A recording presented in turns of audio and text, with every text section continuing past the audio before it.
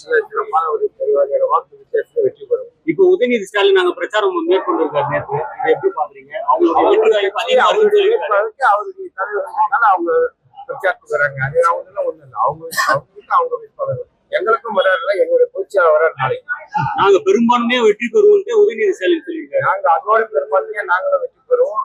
நாளைக்கு எங்க பொதுச்செயலாளர் பிரச்சாரத்துக்கு வராரு. நல்லா நம்முடைய கட்சியுடைய வேட்பாளர்கள் அத்தனை பேரையும் ஆதரித்து நாளை மாலை ஆம்பூர், பள்ளிகொண்டா, திருப்பத்தூர், தேவாப்பட்டி பகுதிகளெல்லாம் பிரச்சாரம் செய்யுது. அதிமுக கூட்டணியில ஒற்றுமை இல்லை என்று ஓபிஎஸ் சொல்லியிருக்காரு. அவரு சொல்றாரு, அவருக்கு என்ன சம்பந்தம்? அவர் ஒற்றுமை இல்லாத ஓடி போனவர். அவரு போய் ஒற்றுமை பத்தி பேசுறாரு. பெண்கள் வந்து தமிழகத்துல வந்து முதல் மாநிலமா முதல் மாநிலம்னாக்க பாலியல் சீண்டல் மட்டுமே கிட்டத்தட்ட 40,000 பேர் இந்த ஆட்சியில 40,000 பேருக்கு மேல பாலியல் சீண்டல்ல வந்து அந்த குற்றத்துக்காக அந்த குற்றம் செஞ்சவங்களாக கருதப்படுது. அது மட்டும் இல்ல, பெண்களுக்கு நீங்க பாக்குறீங்க, சின்ன குழந்தைல இருந்து முதியவர்கள் வரை பாலியல் சீண்டல்ல ஈடுபட்டு யாரும் பார்த்தா முழுக்க எல்லாம் திமுக காரங்க. இன்னைக்கு ஞானசேகரன் சொல்லிட்டு அண்ணா யூனிவர்சிட்டியில என்ன நடந்துச்சு, பாலியல் சீண்டலுக்கு எந்த பெண்களுக்கு பாதுகாப்பு இருக்குது. இன்னைக்கு அவர் முதலமைச்சர் சொல்ற பாதுகாப்பு, அந்த பாதுகாப்பை பத்தி அவர் எப்படி பேசலாம்? இன்னைக்கு உங்களுக்கு பத்திரிகை துறைக்கு தெரியாதா? இன்னைக்கு எந்த அளவுல பாதுகாப்பு இருக்குது பெண்களுக்கு? பெண்களுக்கு பாதுகாப்பு இல்லைன்றத எங்களுடைய குற்றச்சாட்டு, எங்களுடைய தலைவர்கள் என்டிஏ குற்றச்சாட்டு. அதான் அந்த அளவுக்கு தான் அவங்களுடைய குற்றங்கள் இப்படி பெண்கள் மீது இருக்கின்றன.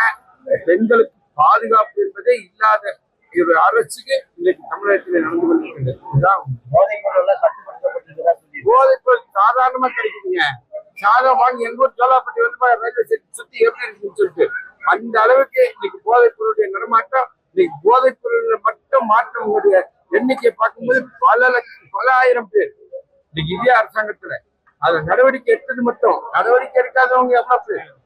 இந்த அரசாங்கம் நம்ம மட்டுமா சொல்றோம், பொதுமக்கள் சொல்றாங்க. பள்ளிக்கூடங்கள் அருகாமல், கல்லூரி அருகாமல் போதைப் பொருள் சாதாரணமா நடமாட்டம் கிடைக்கிறது. இப்படிதான் இந்த அரசாங்கத்தில் இதுதான் மக்கள் விருத்து.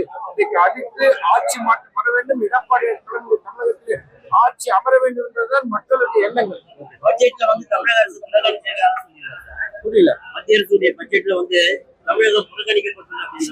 அவரு அதுதான் எது புறக்கணித்து இன்னைக்கு இவங்க வந்து மத்திய அரசோடு நாம் தொடர்ந்து இன்னைக்கு அவர் சொன்னார், திருச்சியில வந்து பேசிட்டு போகும்போது சொன்னார், இன்னைக்கு பல ஆயிரக்கணக்கான கோடியை நம்ம தமிழ்நாட்டு வளர்ச்சிக்காக வழங்கிய பட்டியலிட்டு போட்டு சொன்னார்.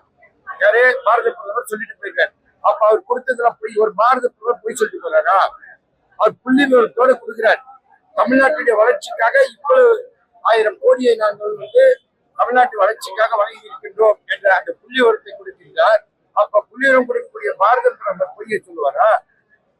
ஒரு பதவியில் இருக்கக்கூடிய பாரத முக்கிய பதவி, அப்ப அவர் சொல்றது பொய்யா? இவர் சொல்றது மொத்தம் பொய்யே இருக்குது. பொய்யே சொல்லி ஆட்சிக்கு வந்தவங்க, சொன்னதை செய்ய முடியாதவங்க, இப்படி இவங்க இதுதான் சொல்லணும். காலத்துக்கும் பொய்ய சொல்லிருந்தா இந்த ஆட்சி மீண்டும் பொய்ய சொல்லி ஆட்சிக்கு வந்துடலாம்னு நினைக்கிறாங்க. அவங்களுடைய பாச்சா பலிக்காது. அடுத்து தமிழகத்தில் அமையப்போற என்டிஏ கூட்டணி தலைமையான நம்முடைய கழகத்துடைய பொதுச்செயலாளர் ஐயா எடப்பாடியார் தலைமையில தமிழ்நாட்டில் ஆட்சி அமையும்.